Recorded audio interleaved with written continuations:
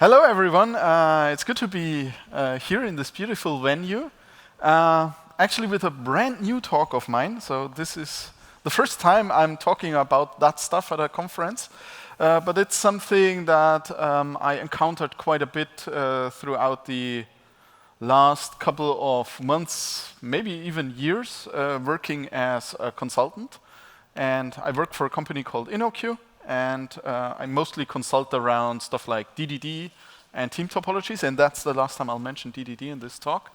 And what I want to talk about is a shift in the role of software architects. Eduardo da Silva teased the idea a little bit in his keynote, which was before my talk. And before we get into this shift of the role, let's talk a little bit about the role of an architect. What is an architect doing? What's their job? Usually, as architects, we clarify requirements, we design structures, we design cross-cutting concerns, we communicate architectures, and I think this communication part is something that is very, very dear to my heart in terms of the role of a software architect. I'm a big fan of Gregor Hope's software architect elevator, and maybe, we could also say this session today is a little bit about riding that elevator from Gregor, and we evaluate architectures, and there are a bunch of different working modes for architects, and they have been, I think, very nicely summarized on the one hand by Stefan Todt, and on the other hand also by Gregor Hope, who also wrote about these roles. And one of the rows, that's the typical ivory tower setting. We have an architect or a team of architects, maybe, who are in a very hierarchical positions and tell others what to do. A very, I would say, waterfall kind of approach, with a high risk for bottleneck. The other thing is something that can also be said as an emerging architecture, so that there is no explicit architecture role in a team. There is also no explicit architectural work being done. Architecture just emerges out of the day-to-day software engineering work. Also, another option would be that we have a bunch of dedicated folks in a team who have responsibility for certain parts of an architecture. For instance, for front-end architecture, for back-end architecture, for integration architecture, or security architecture, depending on the skill set of the people. So for instance, you wouldn't want to ask me about security architecture. That would end up in a really huge mess. So don't ask me about these things. But there are others who are really good at these things. Or we have a dedicated architecture position in a team. I would say from a current perspective, the last two options, this one here and this one over there, they may be some of the more desired ones. But nevertheless, in many organizations, we still have rather centralistic architecture work. And now we have a shift in IT strategy that we see in many organizations. A shift away from economies of scale, where IT was treated as a cost center, where we try to squeeze out every cent, make things as cheap as possible, go for a high degree of reuse, so that we can optimize for economies of scale. Nowadays, many organizations want to optimize for economies of speed. And so, idea that we often see from a management level is, okay, let's just have agile cross-functional teams.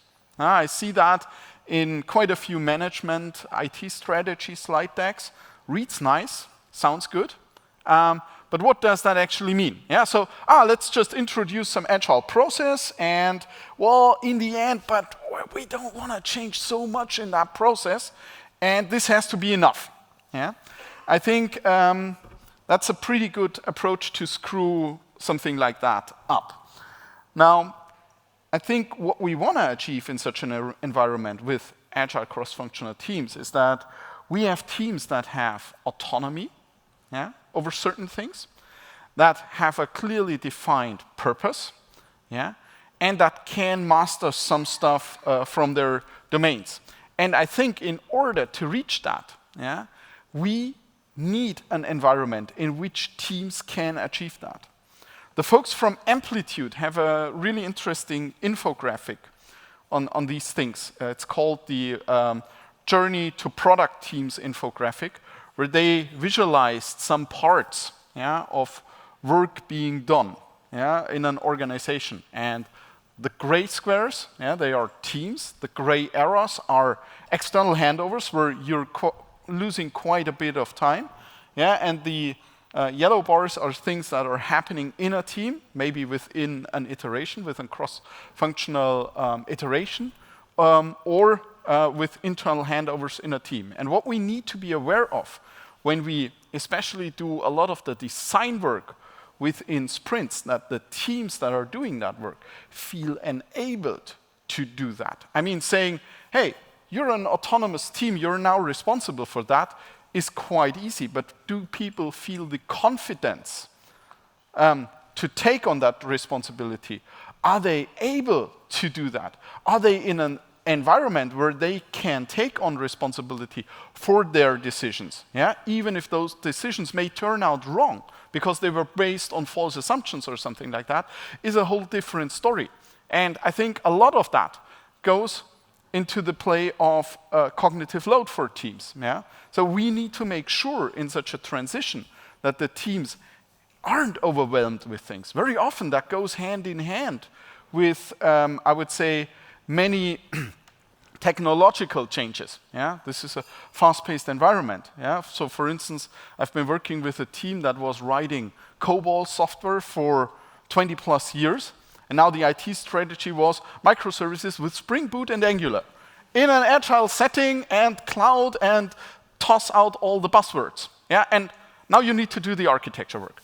I think that's quite overwhelming for a lot of people, and they're not to blame for that. Yeah, and what I see in many of such organizations, that the starting point is still that we have architectural work being done in something like an ivory tower, yeah? In a very hierarchical team, yeah, of very seasoned software architects with a lot of experience, with a lot of knowledge, and they give instructions to development teams. Okay, listen, those are the architecture guidelines. You need to do integration like that. You have to do security like that. This is the technology stack that you work, maybe even down to certain code styles and whatever, yeah, that you have. Now, on the one hand, yeah, this is a role where I would say a lot of people in this room will agree, well, that doesn't fly. But on the other hand, please mind the cognitive load part for the development team. Yeah? Those are decisions that they don't have to take. Yeah? They don't have to make those decisions. And they are not, to a certain degree, responsible for those decisions. The responsibility is in the architecture team. But what we want to have as a potential goal is to shift a lot of the architectural work into the teams. Yeah? That a lot of the architectural decision-making is happening in the teams. And you can't just go ahead and say, okay, do that on your own now, and take responsibility for that. And a nice thing that comes into play here is a book called Team Topologies by Matthew Skelton, Manuel Pais, which was published, I think it was 2019. And they introduced, yeah, for modern software delivery organizations, for instance, 4 fundamental team types, team topologies, like the stream-aligned teams. Yeah? An agile cross-functional team is very often something like a stream-aligned team, yeah? Aligned to a certain fracture plane, maybe a business process, a business capability, and their goal is to create customer value in a continuous and fast-paced fashion. Yeah? And this is where we want to move a lot of the architectural work into. Yeah? The other team types, like complicated subsystem teams, are aimed at, yeah, gathering skills that are very hard to find on the market, yeah, into a team so that they gain experience. And I honestly see a complicated subsystem team also maybe as a temporary role, yeah, so that we gather a certain skill set in a team that they can figure out how that works, and this is a hard to recruit skill. And maybe over time, this may evolve towards a platform or another enabling team. And talking about platforms and platform teams, yeah, their goal is to reduce the cognitive load of the stream-aligned teams. Yeah? We can have a platform consisting of a platform team and other team types. Yeah, but here we're mostly talking about the team type. This team type is not relevant for this talk, so I'll cut this short. The relevant one for this talk is the enabling team. Yeah? And the goal of that team and the mission of that team is to reduce cognitive load of the stream-aligned teams, for instance, by doing R&D on certain things, yeah, like collaborative modeling, maybe also on security. Yeah, I see quite a few security teams that have a disabling attitude, that say, no, you can't do that. No, that's not possible. No, there is this guideline, you can't do that. Oh my gosh, how dare you? Yeah, and I see that attitude in quite a few teams. But let's shift the perspective here. Hey, let me understand your problem that you try to solve, and I help you, I enable you to solve that problem in a secure fashion. Yeah? So that can also be this enabling part here. Team topologies. Also, yeah, usually those enabling teams, they help the other people, the other teams to get started, to get up to speed with things, to educate people, and so on.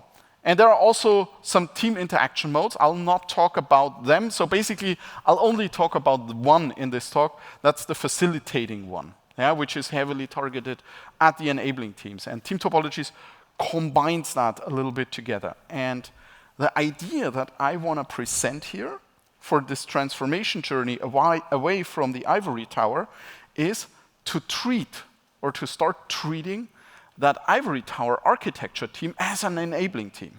I mean, the hierarchical position of the team may be a little bit difficult. Yeah, it may oppose maybe, let's say, a bottleneck. Yeah, maybe this team is a little bit too far away from the trenches of software engineering, yeah, so that they make decisions where on the working development level we'll try to find quite a few workarounds around that and so on. Yeah, but let's shift that perspective away from doing instructions towards helping other teams to do the architecture work with the goal that they are no longer needed in the long run. Yeah, so that they get away from that. Yeah, that we don't need that team anymore. And with we don't need that team anymore, I don't mean that we should fire those folks. There are very seasoned people in those teams with a lot of knowledge. That is super valuable. Yeah? But let's shift their focus from instruction giving towards broadening the knowledge, yeah? Scaling up the architectural knowledge in the development teams. And the key goals, yeah, for this architecture enablement is, on the one hand, a gradual shift of architecture work into stream-aligned teams. Yeah, so that the goal is that the amount of architectural decisions the stream-aligned teams are doing increases over time. Yeah, so that they have their own responsibility. That goes perfectly hand in hand, yeah, with some, I would say, decent ideas in distributed systems, for instance, microservices or self-contained systems architectures, where we say we have a macro architecture, which is like architectural guidelines and rules that are mandatory for every team, for instance, around integration, yeah? And micro architecture, where we give teams a lot of decisions that they can take on their own. So the shift in this transformation should be like from a lot of macro architecture guidelines towards a higher degree of micro-architectural decisions that are happening in the teams. But a key goal that we should follow is that this team, or the role of that team, should become obsolete after a certain amount of time, maybe after 3 years or 4 years or something. And I would say tasks that should be done by such an enabling team include stuff like pair programming. Hey, let's sit together, let's pair together. Yeah, let's write code together. Let me show you how we can work on the integration of stuff. Yeah, or working in a mob, doing mob programming, mob designing, facilitating workshops. Yeah, also giving facilitation skills to the team members. Yeah, I think facilitation skills are a very, very important skill for every architect because we need to talk to various stakeholders. Yeah? Or a moderation role, for instance, around architecture guidelines that are mandatory over all the teams. Yeah? Challenging designs, being a sparring partner to the teams. Yeah? Educating people on architectural principles, patterns, stuff like that. Yeah? Also, making good use of standardization. Yeah? I think standardizing everything is not the best idea, but having a well-defined, well-selected, and well-rounded up set of standards is a good thing, yeah, in every organization. And also a protective role, so that the stream-aligned teams, when they start on that journey, have a high degree of psychological safety. Hey, in the first place, we're there to guard you. Yeah? You can make mistakes, but we'll keep it among us. Yeah? So, and we learn from them, and we proceed from there. Yeah? So I would say what we see here is a shift in that ivory tower architecture role. Yeah? The ivory tower was usually someone who set standards and enforced them. The enabler is a coach, is a mentor, is a sparring partner, yeah? But not an hierarchical instance that shells out instructions to others. Now, in my eyes, or also in my experience, yeah, when I was on that path of transforming such teams and bringing teams on that journey, yeah, this was a really tough challenge for the folks in the ivory tower. I mean, there are people sitting who have 10 years, 20 years of architecture experience with giving out instructions, and suddenly they are in a coaching role. Yeah, that's difficult. So when we raise the question, hey, how can we get on that path? I think the first step is to enable the enablers. Yeah, so I think your first step should be to work with that architecture team and say, hey, listen, this is the path where we want to go. This is the goal, yeah? And I mean, obviously, there will be a certain gap in terms of skill sets in that team, especially on the mentoring, coaching, communication side. And of course, communication has always been a part of their day-to-day work. But this is a different communication, yeah? And communication at ICE level. Yeah? So I would say when I worked with a team at an insurance company on these things, yeah, we brought in some experienced coaches, yeah, who did soft skill trainings with them, also facilitation workshops, yeah, also maybe dedicated training courses and personal development plans. Yeah. Allow them to make mistakes, allow them to fail. There will be failure on that path, for sure. If there is no failure, I would become very skeptical that something is hidden away. Yeah? And that's very important. Take their concerns seriously. On one slide, I mentioned this team should become obsolete over time. That alone, that statement can create a ton of fear, yeah, in people's heads. So you need to be very honest, very open, and very transparent. And you need to do a lot of listening here. Yeah?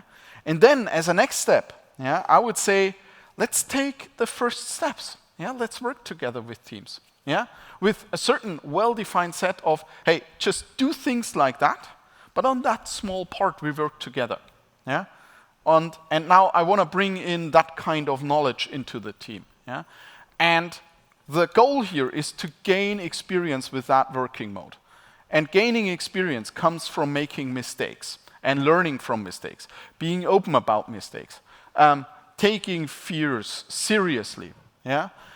Establishing practices that work, tossing away practices that didn't work.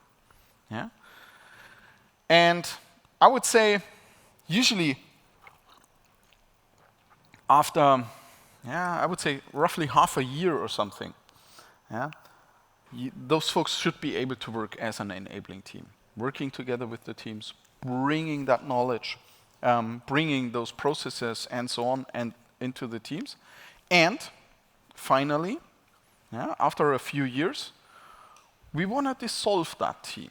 Yeah? So we want to basically get rid of that specific enabling team.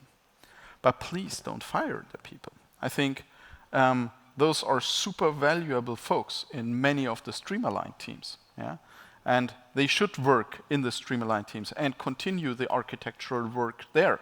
Maybe as moderators for macro architecture decisions, for standardization, as sparring partners, as very seasoned folks. Yeah? But I think having such an enabling team forever, you run the risk of just creating a different ivory tower under a fancy new name. And that's not worth the effort in my eyes. Let's talk about stakeholders on that path. Whom do you need to work with on that path? Yeah? Whom do you need to talk with on that path? Of course, those two here are very obvious stakeholders. Yeah? They are in plain sight. Of course they are there. Yeah? But there is also, for instance, a stakeholder in the senior management with strategic goals, in personal development, HR, and maybe in some organizations also the Workers' Council. Let's dig a little bit into those stakeholders. I think the developers in the Streamline team, what happens with them is that a lot of architectural work and decision making is being moved into their team. Yeah? And we need to make sure that there is an environment of psychological safety in terms of decision making, learning things, continuous evolution, continuous learning. Yeah? And you need to mind their cognitive load. In such a transformation, a lot of new stuff is coming into those teams, and don't overwhelm those teams. Work in gradual steps, step by step by step. Don't overwhelm folks. The same also, to a certain degree, applies to the architects in the enabling team. So their move is from instructing to coaching to mentoring. They have to be enabled as well in order to take on that task in a decent fashion. And please, mind their fears. I see a lot of teams who are really afraid of that step because this is a very substantial shift in their day-to-day work, and it's very important for them as well. I mean, for a lot of folks, this comes with a loss of power. Oh, I'm losing power. I'm losing influence. Is that really the case? Will my career hurt in this case? The senior management, their job is to set and manage the expectations on that path, but also to show, hey, there are new career paths coming up in an organization. There are new opportunities. They're a little bit different, but you can still have a career as an architect in our organization. The path is maybe a little bit different. It looks a little bit different. And they should be the leaders of the cultural change that goes with there. So if they are quoted, "Why did you make that mistake? Horrible. I'll note that down." Don't wonder when you still have a culture of fear in an organization. Now let's talk about personal development. Many larger organizations, they have a personal development team. And when I was doing some consulting in that area, they regularly showed up at meetings in this process. For instance, they were really supportive in creating training curriculums for people, for the developers, but also for the folks in the architecture roles. They work with both groups, development teams and the architecture team. And I think they very often have an eye on the overall transformation.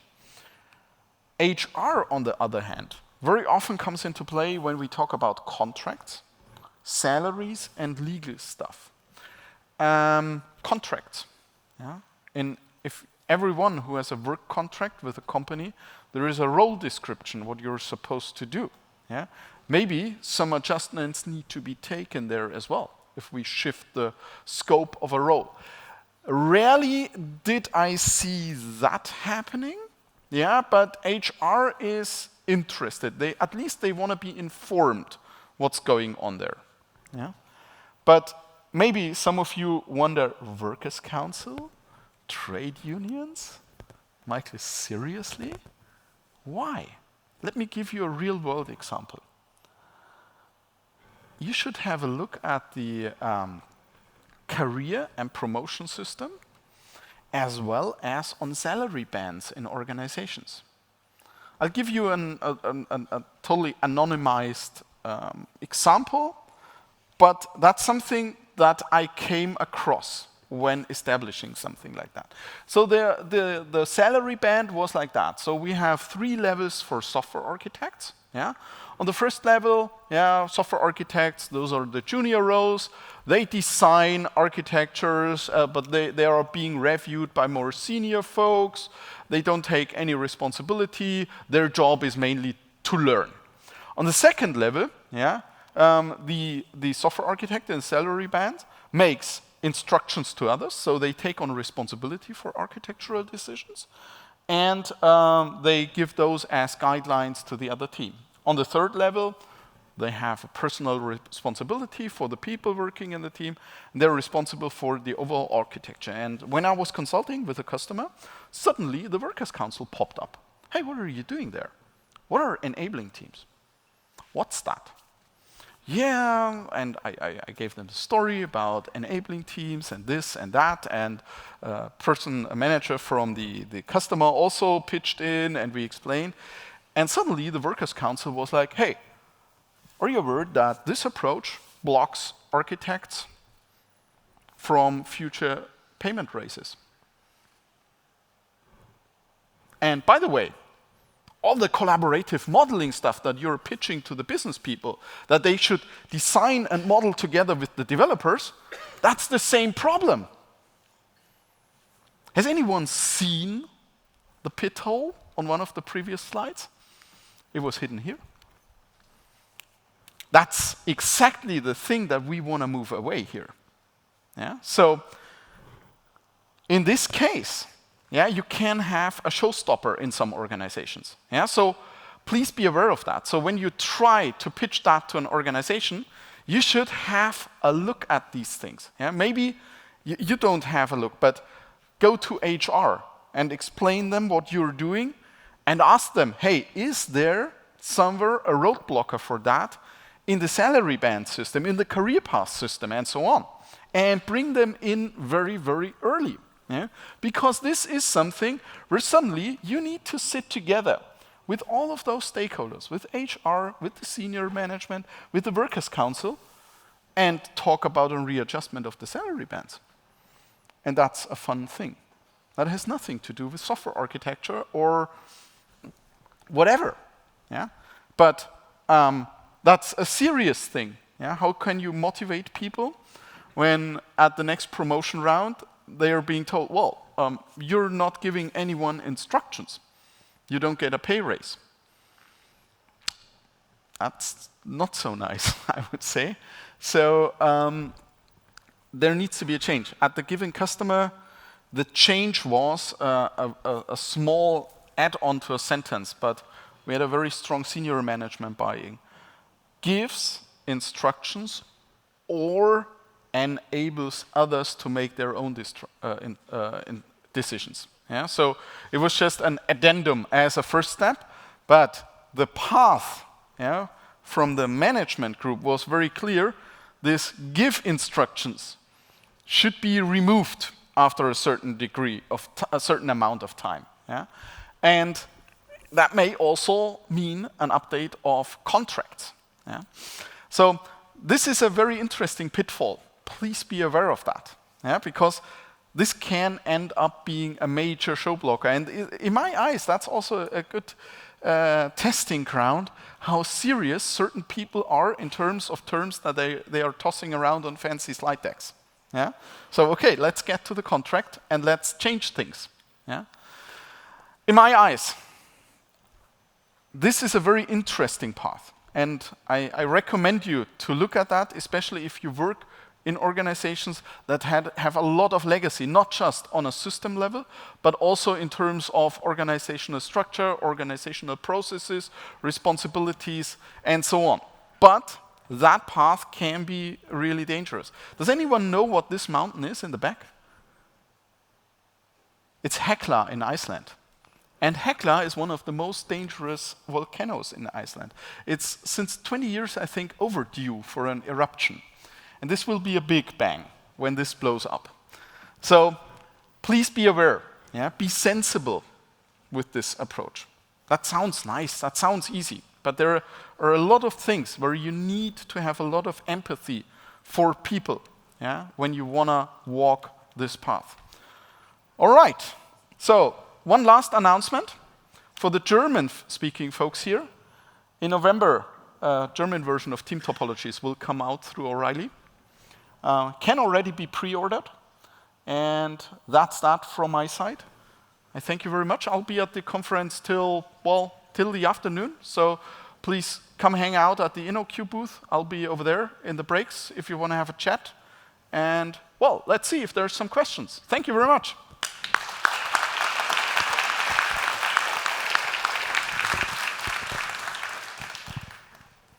Thank you so much. There are questions. Let's Hopefully answers. Well, I'm curious. Well, purely hypothetical. Let's say I'm an ARC team member, want to become an enabler, and then my VP comes in asking for the target architecture. Hashtag true story. What should I do? I think the first thing that I would do is challenge the VP for their goals. A lot of VPs have certain goals, and what I see is that those are derived from a company strategy, and maybe that strategy is towards agile cross-functional teams. And then I would say, hey, you can get a target architecture, but we will create that with the teams in a collaborative fashion as a first step. Let's sit together, let's collaborate. Let's have a very close cooperation with them. We coach them, but we build that up with them, and we make clear decisions which decisions are being made. I will not design that, but I will be a facilitator for that. How about that? That suits very well with the strategy. That would be my first take, I would say. Sounds quite sensible to me. I hope for Robin as well. It is. Okay. Thank you. Thank you. Whew. Lucky me. The next one would be about enabling teams, which is a huge part, so it's natural. Should enabling teams deliver building blocks, or would that kind of entice the old top-down approach? Let me divide my answer in two parts. From a plain theoretical perspective, as the final goal of a good enabling team in a perfect environment, no. I think enabling teams should not be responsible for any building blocks and so on. But walking that path, I don't believe in the thing that you just toss out the book Team Topologies, boop, and let's do it like that, and everything will be perfect. I think this is an evolution. This is an evolutionary step. And I think part of the evolution can be that an enabling team starts with delivering certain building blocks, but also with coaching, hey, how did they get to the building blocks, as a first step. Again, reducing cognitive load of the teams, so, and also giving them a little bit of a safety. As the next step, we do, let's say, a mob programming session to build that building block together. As a third step, they may be reviewers for a building block. The team does it on their own. The enablers review and give feedback, and challenge them and spar with them. Next step? No. I think it's a gradual thing. And just always sticking to the plain theory. This is interesting. I think you should have that goal in front of your eyes. That's something you should challenge. But please be pragmatic and also have empathy for people. That they have always a sense of security and safety when they are doing that work. Thank you.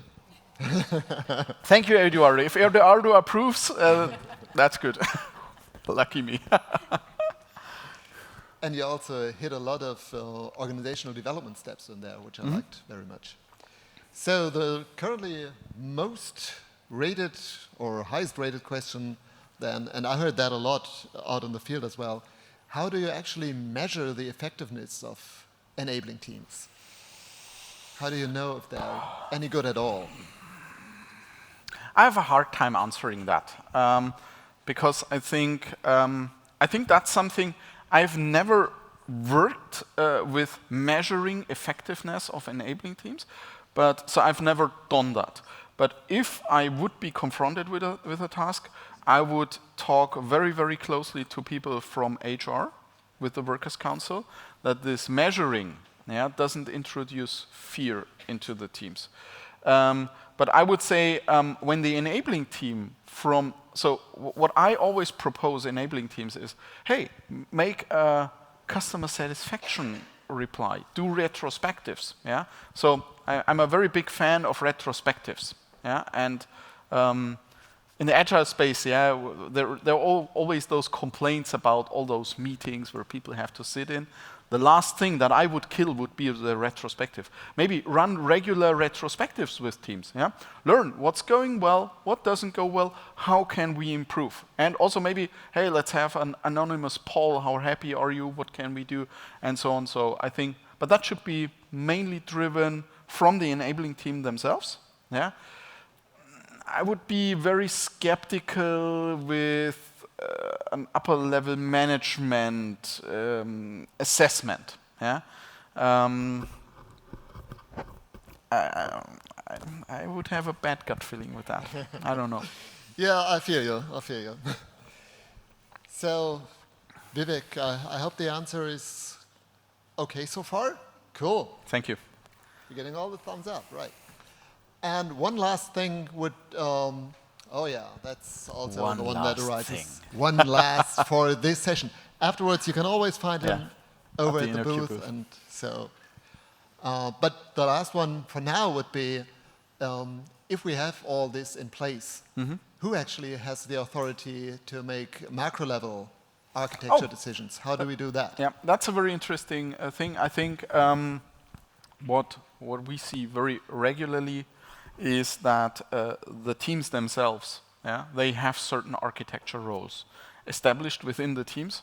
And if there is a macro architecture decision, for instance, around integration, the integration specialists or architects from the teams should get together and define those roles. It should be from the teams themselves. So maybe within, so sometimes for these things, I combine team topologies with ideas from the unfixed model from Jürgen Appelo. There's this idea of a forum. So maybe that can be discussed in something like a forum or an architectural forum or something. As a transitional step, I would say then that the enabling team should be a moderator for that. That they say, okay, we are moderating the microarchitecture. We are in a moderation role. And maybe if you can't decide, sometimes we step in and say, hey, time is pressing. We take the decision now if you can't decide. So, but that would be a gradual step. Okay, but mostly they would actually use this interaction mode of facilitation with more than one Absolutely. team. Yeah. Cool. So, that's it for now. Thank you very much. Thanks for having me.